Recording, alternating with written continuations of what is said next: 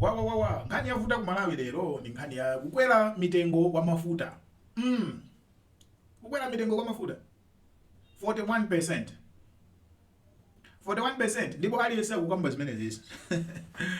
Koma palibe amene akufunsa kuti how, why 41% and how. Ndicho linga choti timvesese. Zija ndakamba mu video ija zonena kuti Amalawi ifeyo timangolimbana ndi what. What? Kenaka kumabwebweduka. Tatiye ndiwuzene how and why. If you understand how and why, you may see the rationale. Kapena you may understand kuti chikuchitika ndi yani. And then you can make a very important assessment pamene paja, whether to like it or not.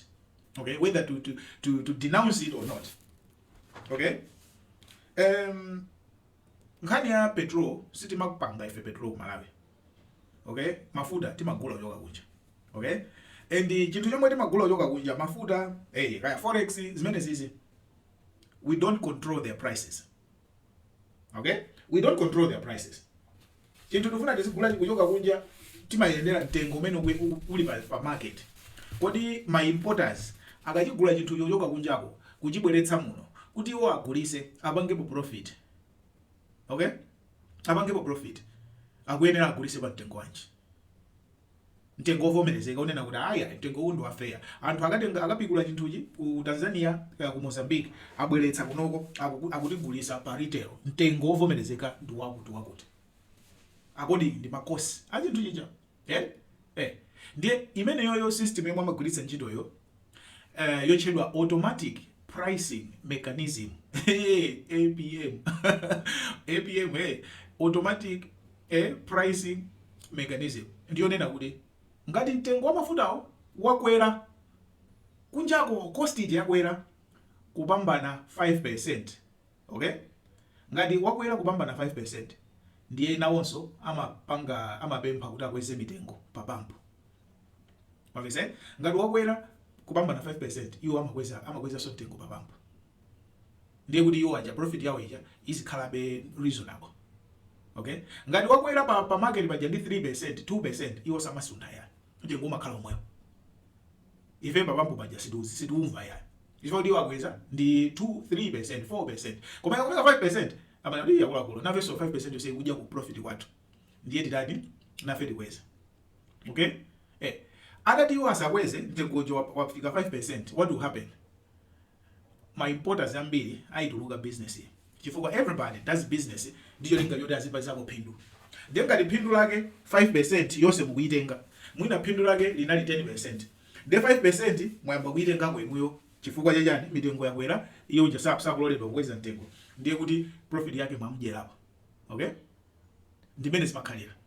Now, bwanji yakweza ndi 41%. Chimene akwezera 41% njonena kuti zaka zapitazi boma lomwe linalipo ku Malawi linasintha zokweza mtengo chifukwa cha pa market. Kuti pa market pasintha iwonso akweze, anasintha. Anayamba kugwiritsa ntchito yopanga fix okha mtengo. Mtengo ndi basi, ikwa ku market kuja kwatani ife tapanga fix ababa, ndicho linga yoti sangalase anthu. Tizisuntha tokha, kumasuntha tokha, koma osagwirizana ndi za pa market zicho. As a result of that, mendanenera ambiri amaona kuti profit yawo sikuonekapo. Ndi amasiya kupanga import fuel unja, ndi makhala ndi fuel shortage. Ma fuel shortage bwembwembwe. Chifukwa anthu amazisiya uliya amwene sikuonekapo. Titupize ma truck yakanyamule fuel unja abwere kuno papambo mtengo wake ndi wakuti. Ma profit yake sakuoneka. Tilipire anthu ogwira ntchito titani. Sizikuonekapo. Ndi fuel amasowa. Fuel akasowa mapeza kuti ino nomwe mukugula pa black market. Pa black market pacha mumakamulipira pa mtengo odula uja omwe mumakana kuti ukwere pa market uja ino mumakalipira pa black market. Zimene zimachitika ndi forex. You create a parallel market. Ku parallel market kuja value yake imakhala kukwera. And chifukwa zinthu zikusowa, everybody is forced to kumapita ku parallel market kuja. Kumakagula modula. Mwaona? Okay? Now andale abwera kulukuta moyo. Chimene apanga apa a DPP boma ili athesa zimene zija abwezeresa ku automatic pricing mechanism. Ndi atabweresa pa automatic pricing mechanism, fuel wapangadi just kumtengo wake weni woyenera wapa market. Ndifa yake yapezeka kuti fuel uja amatsitsidwa ndi 40%. Yetu amatsitsidwa ndi 40%. Mtengo huu ndiye mtengo wake weni wapa market.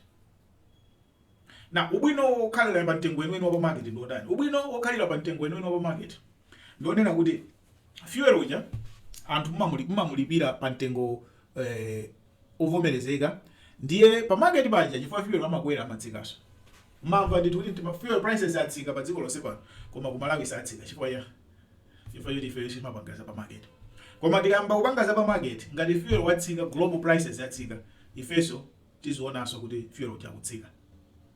Ngati global prices yakwera, ifeso azikwera. Kukwera ndi kutsika kwa global prices sikumakhala kwa fast ya. Umakhala kwa gradual. Ndio kukwera kwa apa kukhala kwa 40%, koma after 40% muona kuti kukwera ndi kutsika kwake kuzikhala kofewerako kwa gradual. That's it. Now ask me, black teacher, izi ndizabwino? Ndikuwuzani kuti yes, ndizabwino. Chifukwa ku Malawi timapanga subsidize zinthu zambiri for aliyense. Pali zinthu zina tapanga subsidize maphunziro, tapanga subsidize zakuchipatala zonse, paka tapanga subsidize mafuta. Anthu akugula magalimoto awo nkumanjoya kumapita mmapate, ifeyo nkumapangira subsidize fuel. Why? And they have disposable income. Ifeyo nkumapangira subsidize. Why not let them pay the exact price kuti zipange reflect bwino economy ya bwino bwanji? We are subsidize everything. Free everything. Fertilizer, tumbala fertilizer kulipanga import kuchoka kunja kubwera nalo kuno mtengo wake ndi 120,000 tumbala fertilizer. Ife timalipanga subsidize kunulola munthu kuti azigula 20,000. Muna fertilizer kuchipa, ndikula fertilizer kuchipa 20,000 kwa. Koma is that the real value ya tumbala fertilizer? Muona? Ndeti mangopanga zinthu za distorted. Zinthu zathu zimakhala distorted. Tatiye ndipangeni zinthu bwino. Ndege na akadiyambe kumaona economy mafigures bwino akamati mafigures economy kuyenda tiziona bwino. Izo zimene ndingalankhule neyo. Now, it's going to be very painful. Koma it's going to stabilize things. Mufika pa stage imene demukhala hapo no stage manager for a long time. Ngati kuzikhala ma fluctuations azikhala small fluctuations. Which is better. Moyo ulimba. Koma that's umene onde moyo when you kusiyana ndi living a fake life.